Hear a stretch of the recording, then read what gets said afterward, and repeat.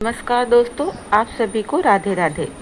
आज हम सुनेंगे सत्यनारायण भगवान की कथा, जिसमें अध्याय 1 से लेकर 5 तक मैं आपको सुनाऊंगी। पूर्णिमा तिथि के पावन अवसर पर श्री सत्यनारायण भगवान की कथा कहने और सुनने मात्र से जीवन के समस्त दुख, कष्ट और दरिद्रता दूर हो जाते हैं। घर में माता लक्ष्मी का स्थायी निवास होता है तथा परिवार में सुख, शांति और समृद्धि आती है।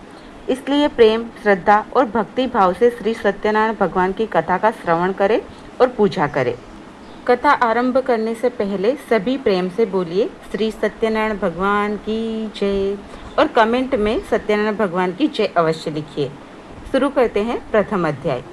एक समय नेमिसारण तीर्थ में सौनक आदि 88,000 ऋषि मुनि एकत्र होकर बैठे थे। उन्होंने सूत जी महाराज से विनम्र भाव से पूछा, हे प्रभु, कलयुग में मनुष्य वेद विद्या से रहित, अल्प बुद्धि और अनेक पापों में लिप्त रहते हैं। ऐसे मनुष्य को भक्ति कैसे प्राप्त होगी और उनका उद्धार किस प्रकार होगा? ऐसा कौन सा उपाय है जिससे थोड़े प्रयास में मनुष्य को पूर्ण और मन वांछित फल प्राप्त हो सके? तब सूत जी बोले, हे मुनियों, आपने अत्यंत कल्याणकारी प्रश्न पूछा है। मैं आपको एक ऐसा श्रेष्ठ व्रत बताता हूँ जिसे स्वयं देवर्षि नारद ने भगवान विष्णु से पूछा था। एक समय देवर्षि नारद लोक कल्याण की भावना से विभिन्न लोकों में भ्रमण करते हुए मृत्यु लोक पहुँचे। वहाँ उन्होंने देखा कि मनुष्य अपने कर्मों के कारण अनेक प्रकार के दुखों से पीड़ित है। कोई रोग से दुखी था, कोई धन के अभाव से, कोई संतान के अभाव से और कोई मानसिक पीड़ा से व्याकुल था। यह देखकर नारद जी का हृदय द्रवित हो उठा। वे तुरंत विष्णु लोक पहुँचे और भगवान नारायण की स्तुति करने लगे। भगवान विष्णु शंख, चक्र, गदा और पद्म धारण किए हुए विराजमान थे। उनके गले में वैजयंती माला सुशोभित थी।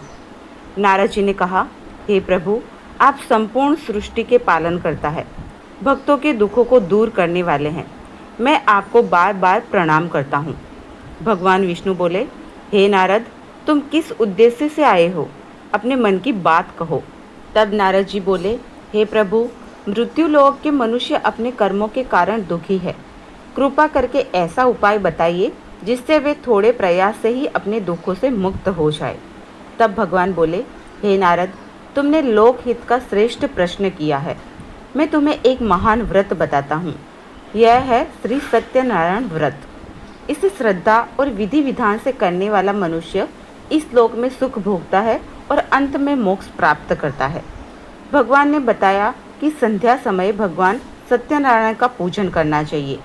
केले, दूध, घी, गेहूं का आटा, शक्कर और गुड़ से नैवेद्य बनाकर अर्पित करना चाहिए। कथा सुननी चाहिए, ब्राह्मणों को भोजन कराना चाहिए और प्रसाद ग्रहण करना चाहिए। इस प्रकार यह व्रत सभी मनोकामनाओं को पूर्ण करता है। इस प्रकार कथा का प्रथम अध्याय यहीं पे समाप्त होता है। अब आरंभ करते हैं कथा का द्वितीय अध्याय। सूत जी बोले, अब मैं उस ब्राह्मण की कथा कहता हूँ जिसने सबसे पहले यह व्रत किया था। प्राचीन समय में काशी नगरी में एक निर्धन ब्राह्मण रहता था। वह अत्यंत गरीब था और भिक्षा मांगकर अपना जीवन यापन करता था। कई बार उसे भरपेट भोजन भी नहीं मिलता था। एक दिन भगवान सत्यनारायण वृद्ध ब्राह्मण का रूप धारण करके उसके पास आए और बोले, हे विप्र, तुम इतने दुखी होकर क्यों भटक रहे हो? ब्राह्मण बोला, मैं अत्यंत निर्धन हूँ, भिक्षा से जीवन चलता है, कृपा करके कोई उपाय बताइए।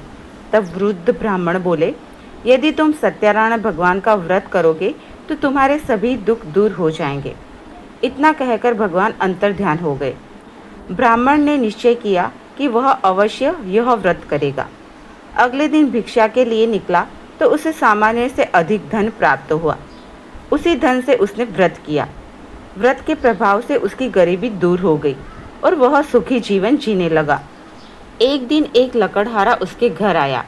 उसने ब्राह्मण को व्रत करते देखा और पूछा, हे विप्र, आप कौन सा व्रत कर रहे हैं? ब्राह्मण ने सत्यनारायण व्रत का महत्व बताया। लकड़हारे ने मन में संकल्प किया कि आज लकड़ी बेचकर जो धन मिलेगा उससे वह भी व्रत करेगा। उस दिन उसकी लकड़ियां 4 गुना मूल्य में बिकी। वह प्रसन्न होकर पूजा सामग्री लाया और परिवार सहित व्रत किया। भगवान की कृपा से वह भी धनवान और सुखी हो गया। इस प्रकार सत्यनारायण भगवान की कथा का द्वितीय अध्याय समाप्त होता है। अब आरंभ करते हैं कथा का तृतीय अध्याय। प्राचीन समय में उल्कामुख नाम का एक धर्मात्मा राजा था। वह सत्यवादी, दानी और जितेंद्रिय था। एक दिन वह अपनी पत्नी सहित नदी के तट पर सत्यनारायण भगवान का व्रत कर रहा था। उसी समय साधु नामक एक वेश्य वहां आया। उसने राजा से पूछा, हे राजन, आप कौन सा व्रत कर रहे हैं? राजा ने व्रत का महत्व बताया। वेश्य ने कहा, मेरी कोई संतान नहीं है। यदि मुझे संतान प्राप्त होगी तो मैं यह व्रत अवश्य करूँगा। कुछ समय बाद उसकी पत्नी लीलावती गर्भवती हुई और एक सुंदर कन्या उत्पन्न हुई, जिसका नाम कलावती रखा गया। समय बीतता गया, कन्या बड़ी हो गई। एक दिन पत्नी ने पति को व्रत की याद दिलाई, पर वेश्य ने कहा, मैं कन्या के विवाह के समय यह व्रत करूँगा। समय आया और कन्या का विवाह कर दिया गया, लेकिन वेश्य फिर भी व्रत करना भूल गया। भगवान इससे अप्रसन्न हुए। एक दिन वेश्य व्यापार के लिए अपने दामाद के साथ दूसरे नगर गया। वहां राजा के धन की चोरी हुई और चोरी का धन उनके पास पाया गया। राजा के सैनिकों ने दोनों को बंदी बना लिया। इधर घर में भी चोरी हो गई और परिवार निर्धन हो गया। एक दिन कलावती ने एक ब्राह्मण के घर सत्यनारायण व्रत देखा और कथा सुनी। उसने घर आकर माता को बताया। तब लीलावती ने परिवार सहित व्रत किया और भगवान से प्रार्थना की। भगवान प्रसन्न हुए और राजा को स्वप्न में आदेश दिया कि उन निर्दोष व्यापारियों को मुक्त करो। राजा ने उन्हें सम्मान सहित मुक्त कर दिया और उनका धन वापस कर दिया। यहाँ पर कथा का तृतीय अध्याय समाप्त होता है। अब चलते हैं चतुर्थ अध्याय की ओर। वेश्य अपने दामाद सहित घर लौट रहा था। रास्ते में भगवान दंडी साधु का रूप धारण कर आए और पूछा, तुम्हारी नाव में क्या है? अभिमानवश वेश्य ने कहा, कुछ नहीं, केवल पत्ते हैं। भगवान बोले, तथास्तु। जब वेश्य ने नाव देखी तो सारा धन सचमुच पत्तों में बदल चुका था। वह बहुत दुखी हुआ और भगवान से क्षमा मांगने लगा। भगवान प्रसन्न हुए और उसका धन वापस कर दिया। जब वह नगर के निकट पहुंचा तो उसने संदेश घर भेजा। पत्नी और पुत्री बहुत ही प्रसन्न हुए। लीलावती पूजा करने लगी थी और उसने कलावती जल्दी में प्रसाद लिए बिना पति के स्वागत को चली गई। भगवान प्रसाद के अपमान से अप्रसन्न हुए और उसका पति अदृश्य हो गया। कलावती बहुत रोने लगी। तब आकाशवाणी हुई, पहले प्रसाद ग्रहण करो, तभी पति मिलेगा।